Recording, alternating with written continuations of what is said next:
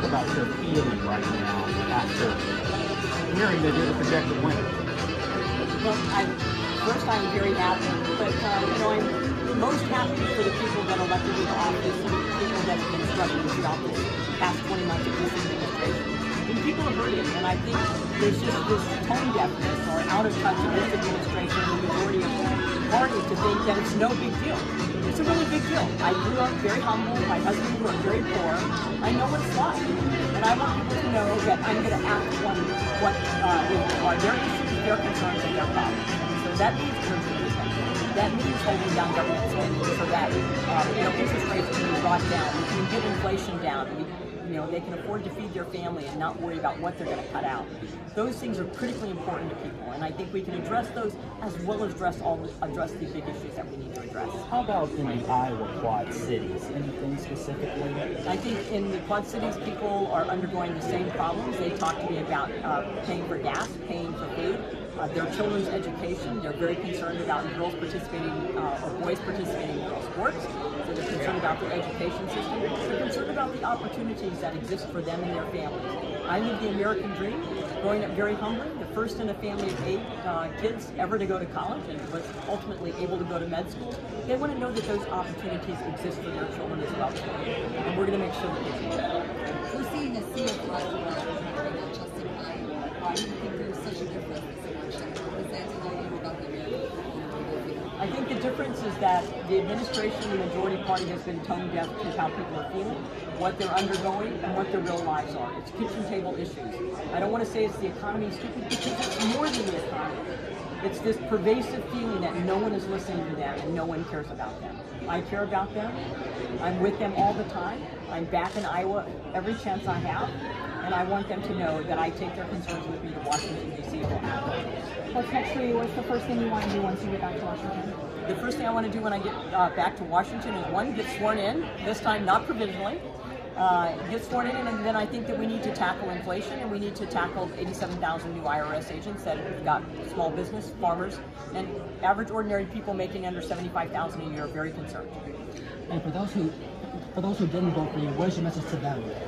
Even for those who didn't vote for me, I can tell you when people called my office with an issue or a concern, and it was not infrequent that they would say, but I'm a Democrat. My answer was always the same. It doesn't matter to me what party you are, you're my constituent. I'll work just as hard for you whether you voted for me or not. My goal is to make Southeast Iowa the best place to live, work, play, and raise a family. You were in the lead the whole time. Obviously, Bohannon had a little bit of a lead early on, and then it got really close. How did you feel once you pulled ahead? Didn't bother me at all. You're always down when you start as a Republican. Every single election I've ever done, I've always been down. I was very confident that I would come to the lead, and that's because I was with people all the time.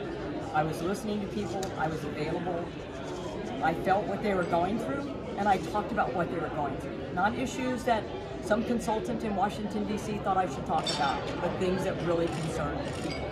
And when you're there with people and you're listening and you're attentive, and they can feel that you understand, I think it's just a totally different sense of who they want to put in office.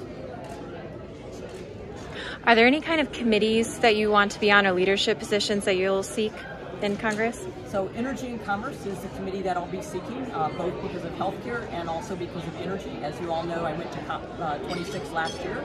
And so both energy and environment are things that are very important to me. I think that we have pragmatic, innovative solutions to energy and the climate, and I would like to be able to continue to work on those in this next Congress. As far as leadership positions, perhaps in policy, but for me, the big thing was to make sure I won by more than 6 votes. What's your message to student voters who did vote and did not vote for you? On the student voters? Yes. My message to student voters is that I was fighting just as hard for you as I was fighting for somebody that's already retired. And that is, I want to make sure that you have the same opportunity to use your talents that I have, that my children have had. So I want people to be able to fulfill their version of the American dream, no matter where they come from, no matter who they are, no matter what social class, what race, what ethnicity, what religion. I want them to be able to achieve if they put their mind to it and put their work into it. Everybody should have that opportunity. And people were afraid that their futures were being threatened, and their children's future was being threatened by this administration's policies. Sorry. Did Natalie have a question? Natalie, do you have a question? No, I'm good. Okay. Democrats have said that Republicans want to raise the age for Social Security or make other cuts to Medicare. What do you think about that? I haven't heard any discussion of that in Congress, in the House, so I've heard no discussion about that as a policy position going forward. One more. You talked about current policy, how it's hurting Americans. How much effort do you foresee Republicans working to undo current policy and changing current policy?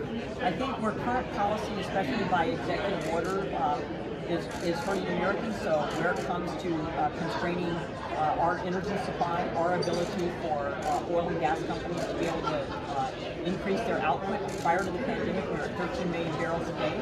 So to be able to get to that level of output, which will help bring down gasoline prices at the pump, also bring down diesel prices, address the diesel shortage. I think those are things that we're going to be very active on. I think if we're responsive to the needs of people, that we'll be able to get things through both the Senate and get a presidential signature. So I remain hopeful that President Biden, with a change in leadership in the House and hopefully in the Senate, would be amenable to those things that address the concerns. Do you have a direct message to the president tonight? I would say that this is a wake-up call for the president. I think that we are going to get the House, and I think it's a message to the president that sometimes you have to put your own policy ideas or desires behind and address the needs of the people you serve. And we just learned the Associated Press just called the race in your favor. Any last words? I would say I'm very humbled and honored to serve the people of Southeast Iowa. I will work tirelessly on their behalf, as I did the 20 months I've been in office, that my office door remains open. We are very attentive, very accessible, and I'll continue to work hard to fulfill their needs. Okay, thanks guys.